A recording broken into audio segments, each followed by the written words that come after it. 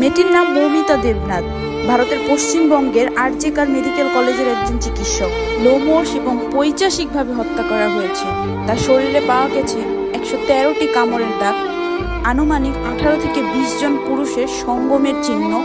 তার ভ্যাজাইনাতে পাওয়া গেছে 150 গ্রাম সিমেন্ট। কতটা নির্মমভাবে গলা চেপে হত্যা করার সময় মানুষের চোখের মণিতে রক্ত বের হয়ে আসে। এই হত্যাকাণ্ডকে আত্মহত্যা বলে চালিয়ে দেওয়ার চেষ্টা করেছে কর্তৃপক্ষ। শুধু তাই নয়, ভারতের মুখ্যমন্ত্রী মৌমিতার পরিবারকে 10 লক্ষ টাকা দেবে বলেছে। একজন মায়ের কাছে মৃত সন্তানের লাশের দাম বুঝি 10 লক্ষ টাকা?